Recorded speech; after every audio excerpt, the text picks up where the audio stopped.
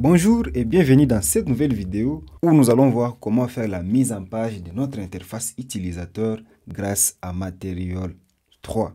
Déjà dans les leçons précédentes, nous avons consacré toute une section sur comment faire la mise en page de notre application grâce aux API standards qui nous sont offertes par Jetpack Foundation. Nous avons utilisé des fonctions comme column, row, lazy column, lazy row, horizontal grid, vertical grid pour ne citer que cela. Avec l'utilisation de ces différentes fonctions de base pour la mise en page de notre application, c'est nous-mêmes qui définissons bout à bout la mise en page de tous les éléments de notre interface utilisateur.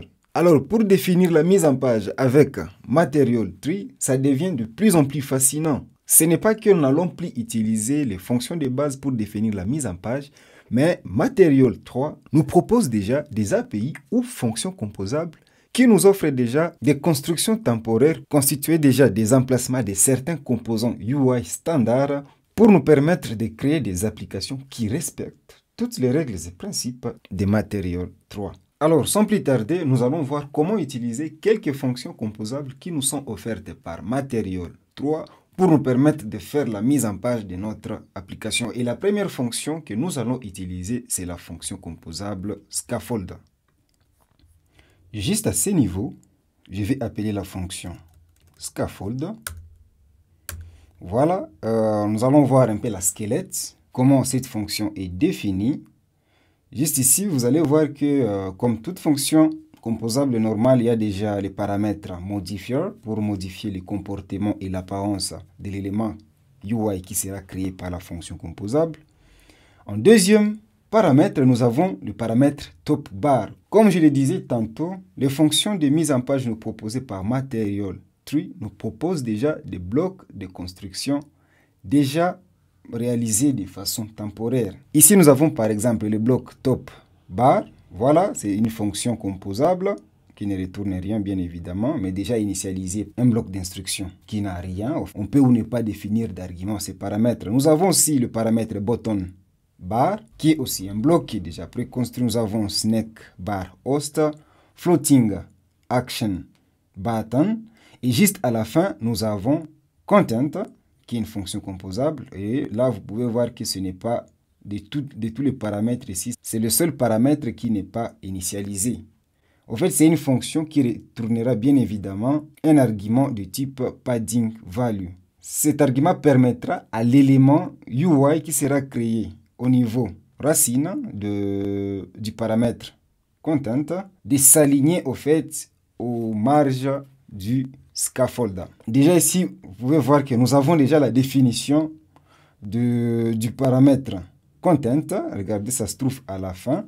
Et comme ça se trouve à la fin, on peut l'appeler juste à l'extérieur de la fonction scaffold. En tout cas, Kotlin nous l'autorise. Et pourquoi il y a cette erreur? Tout simplement parce qu'on n'a pas encore utilisé l'argument retourné par le paramètre content qui est du type padding value. Donc, à ce niveau, je vais récupérer cet argument comme padding value, la 10. OK. Et ça ne suffit pas. Je dois l'appliquer à l'élément root du paramètre content. Disons par exemple que voilà, l'élément root du content, ça sera une fonction de mise en page box. Modifier fillmax size. Et voilà, ici, je vais appeler modificateur padding. Et c'est au niveau du modificateur padding que je dois définir l'argument padding value nous retourné par la fonction scaffold. Voilà, je vais juste copier à ce niveau. Et vous allez voir que l'erreur disparaît. Voilà. Alors, je vais simple d'exécuter pour voir au fur et à mesure qu'est-ce qu'on sera en train de faire. Voilà, nous avons ici juste un écran vide, malgré que nous avons utilisé scaffold. Nous avons notre élément UI parent au niveau de la fonction content, qui est une fonction box. Je Je vais définir ici le bloc. Je peux ajouter par exemple un texte, comme ceci. Texte en application. Et les textes, je vais... voilà, on peut voir les textes déjà ici, si je veux. Je peux positionner les textes, content alignment à alignment.centre. Voilà, les textes viennent juste au centre. Alors, à quoi nous sert maintenant scaffold? Comme on l'a vu, la signature de la fonction scaffold a plusieurs paramètres, parmi lesquels il y a top bar, button bar, snack bar, floating action button. En fait, tout ça, ce sont des blocs qui sont déjà préconstruits. Tout ce que nous avons à faire, c'est d'apporter juste quelques modifications. Surtout, qu'est-ce qu'on veut réellement que ça soit affiché dans tous ces blocs. Par exemple, ici, je vais ouvrir les parenthèses et définir déjà les paramètres top bar. C'est une fonction composable.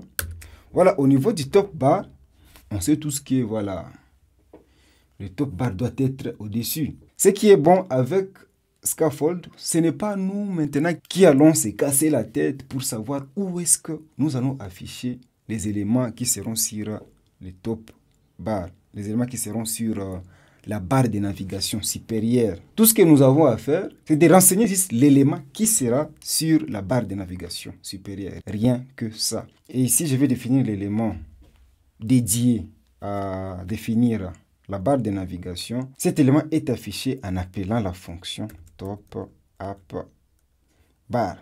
Voilà. La fonction top app bar a aussi des paramètres. Il y a le paramètre title qui est obligatoire. Il y a les paramètres modifier, navigation icon, actions et tous ces machins. Donc ici, je vais commencer à définir les paramètres title comme ceci. C'est une fonction composable. Et là, au niveau des titles, je vais définir la fonction composable texte, où je vais juste écrire my app. Voilà. Et s'il y a une petite erreur disant que Material API is experimental, la fonction est encore en expérimental, pour que ça marche, je vais ajouter cette annotation, utiliser ça tel quel. Voilà. Nous avons déjà au niveau des top bar, la fonction top app bar qui s'aligne selon ce qui est défini dans scaffold. En tout cas, ce n'est pas nous qui avons commencé à définir notre top app bar sera en haut, tout ça, machin. Non, c'est top bar qui nous offre déjà cette préconstruction et nous, tout ce que nous avons à faire, c'est de venir pour mettre au fait juste les dessus afin de réaliser notre application. Top app bar aussi c'est une fonction composable nous proposée par Material Tree qui est aussi une fonction de mise en page. Normalement, une barre de navigation n'a pas seulement les titres, mais une barre de navigation peut aussi avoir des actions qui souvent sont ici à droite. On peut aussi avoir par exemple un bouton de navigation soit pour retourner sur l'écran précédent. Et tout cela, comme pour scaffold, tout cela nous est offert aussi sous forme de paramètres. Par exemple, pour le bouton de navigation ici, je vais ajouter juste les paramètres navigation icon. Et là, disons que, voilà, comme disons que je vais ajouter juste une icône ici, icône. Paramètre image vector, icons, default, voyons, je mets quoi ici? Je mets shopping cart, juste pour illustrer. Content description, je vais mettre, voilà, logo de l'application, quelque chose comme ça. Ok, je vais lancer l'application pour voir. Voilà, nous avons déjà l'icône de navigation ici. Tout ce qu'on fait, c'est définir juste ce qui s'affiche. La mise en page, c'est scaffold qui s'en occupe.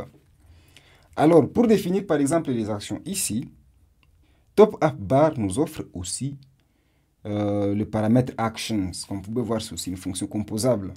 Mais déjà, une fonction composable qui s'exécute dans le contexte du roscope, c'est-à-dire tous les éléments qui seront affichés dans la fonction actions seront rangés de façon horizontale. D'où ici, je vais définir le paramètre actions et à l'intérieur, je vais ajouter par exemple la première action qui sera sur notre barre de navigation. Comme c'est une action, je vais définir un bouton et ici les boutons seront des boutons icônes, icon button. Voilà, on clique. Je ne vais rien définir pour le moment. Tout ce qui m'importe, c'est la mise en page. Et à l'intérieur de icon button, je vais ajouter une icône. Je vais copier ceci pour aller vite. Et l'icône ici, disons que, voilà, account par exemple, account cycle. Okay. Comme je l'ai dit, action s'exécute dans le contexte de roscope. Donc, tout ce que je vais ajouter au niveau du route seront rangés de façon horizontale. Je vais copier encore une fois ceci. Et je vais l'icône more vertical. Voilà.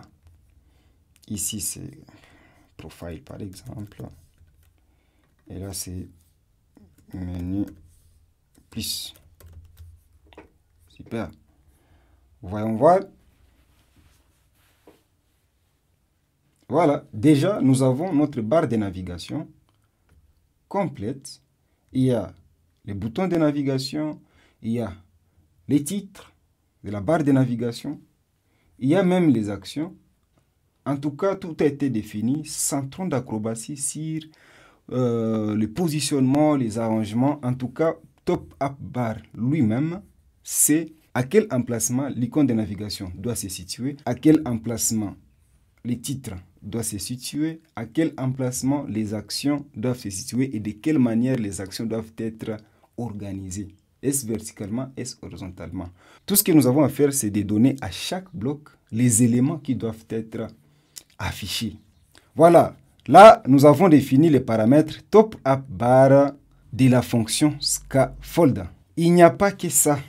Il y a aussi la fonction button bar. Voilà.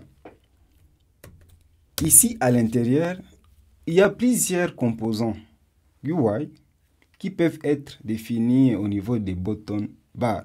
Il y a par exemple la fonction button app bar, mais souvent, ce qui est plus utilisé, on utilise les composants navigation qui nous est offert aussi par Material Tree. Voilà, navigation bar. En fait, on doit avoir différents menus qui doivent être affichés au niveau de la barre de navigation inférieure. Et pour ce faire, juste à ce niveau, je vais créer une variable, voilà, menu liste, que je vais affecter directement par list of. Disons ici que c'est accueil. Et juste ici, disons que c'est paramètres. Voilà. Au fait, navigation bar, comme je disais, doit afficher différents menus. Et ces menus, je serai en train de les afficher en parcourant la liste menu liste par la boucle for each, comme ceci. Et pour chaque élément de la liste, je serai en train d'afficher l'élément UI navigation bar item. Ici, navigation bar item, c'est chaque menu qui sera affiché sur la barre de navigation inférieure, le navigation bar. Alors, comme paramètres, il y a les paramètres selected et on click qui sont des paramètres mandatory, obligatoires. Les restes ne sont pas vraiment obligatoires. Disons par exemple que selected. Ici, pour savoir le menu qui est sélectionné, juste ici en haut, à ce niveau, je vais déclarer une variable d'état var menu selected que je vais initialiser par délégation de propriété by remember receivable mutable state of. Ça sera la valeur, juste ici en bas, ça sera la valeur qui se retrouve à la première position de la liste, d'où au niveau main list, voilà, à la position à l'indice 0, comme ceci. Et qu'est-ce qu'il faut faire ici? Voilà, je vais importer ceci manuellement. Je ne vois pas pourquoi Android Studio ne me propose pas l'option pour importer. Import get value, import set value. Voilà. Et à ce niveau, pour savoir si l'élément de la barre de navigation est sélectionné, je serai en train de tester si menu selected est égal au fait au menu retourné par la fonction for each. Disons ici que c'est menu.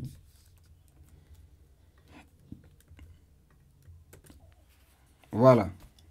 Et deuxième paramètre, on clique. Quand on sera en train de cliquer sur chaque élément, sur chaque menu, on sera en train de modifier les menus sélectionnés. Selected. Menu selected, ça sera alors les menus ici. Voilà. Il y a d'autres paramètres à définir. Le paramètre label, le paramètre icône plutôt, qui est aussi obligatoire, icône. Et ici, icône, image vector, icons, default. Voilà, disons que c'est home, bien que ça sera home partout.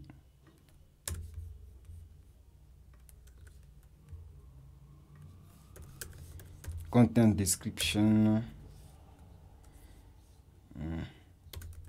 icône par exemple. Voilà.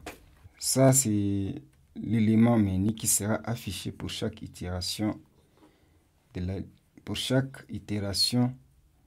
des éléments de la liste menu. En fait, comme il y a deux éléments dans cette liste, on aura deux menus qui vont s'afficher au niveau de la barre de navigation inférieure.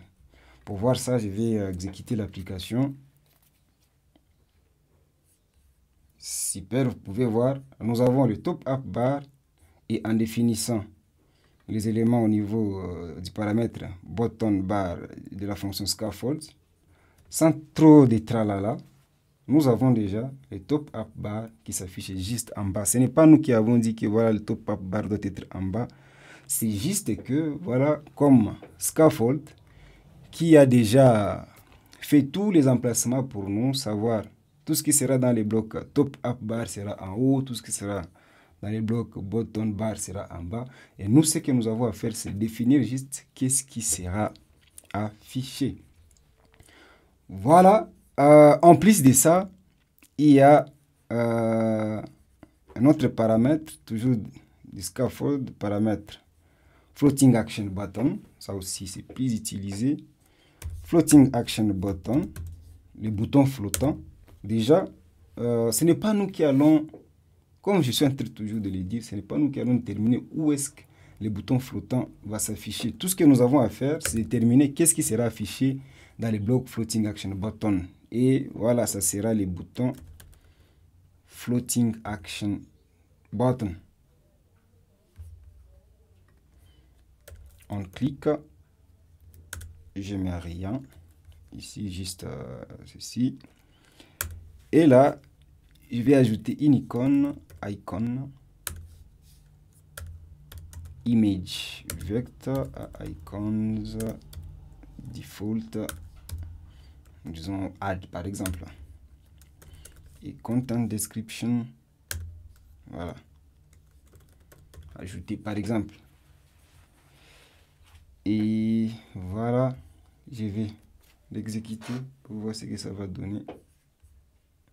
Voilà, Floating Action Bot est mis à la place qu'il faut. Et c'est Scaffold qui a si où est-ce que les Floating Action Button sera défini. En tout cas, c'est bon. Dans peu de temps, vous pouvez déjà avoir l'ossature de votre application juste en utilisant Scaffold. Vous avez déjà la structure standard de votre application et c'est quelque chose de bon. Ici, nous avons certes utilisé Floating Action Button, mais on peut utiliser tout ce qu'on veut. Il y a par exemple Extended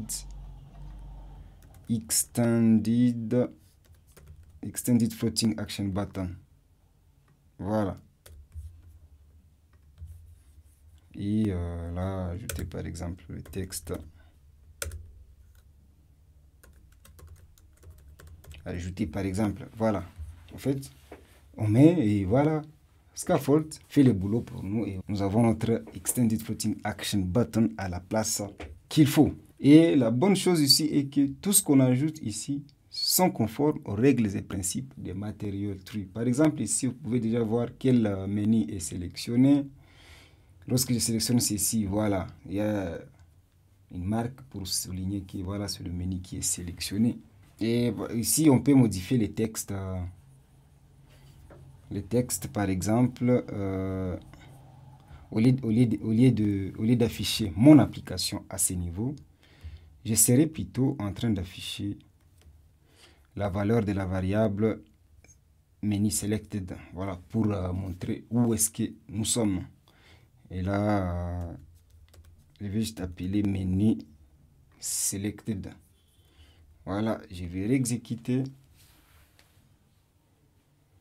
On peut voir que nous sommes dans OK. Lorsque je clique ici, nous sommes dans paramètres. Voilà, au niveau de la barre de navigation inférieure, juste ici, pour chaque élément ici, on peut se dire non, l'icône ne suffit pas.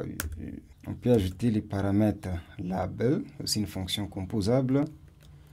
Et là, à la fonction composable texte, puis on peut définir au fait les textes retournés par la fonction for each. Voilà, on a l'icône et juste en bas les textes. Voilà, très chers devs, comment est-ce qu'on peut définir la mise en page de vos applications avec Material Tree. C'est très facile comparativement à ce que nous faisions nous-mêmes avec les fonctions composables des bases de mise en page. Il existe plusieurs autres fonctions de mise en page, en plus de scaffold, top up bar, navigation bar. Mais ce qui est le plus important, toutes ces fonctions utilisent la même logique d'emplacement. Il suffit juste de savoir l'ossature, la squelette du composant que vous voulez utiliser pour ainsi définir les éléments UI appropriés à chaque bloc de l'emplacement.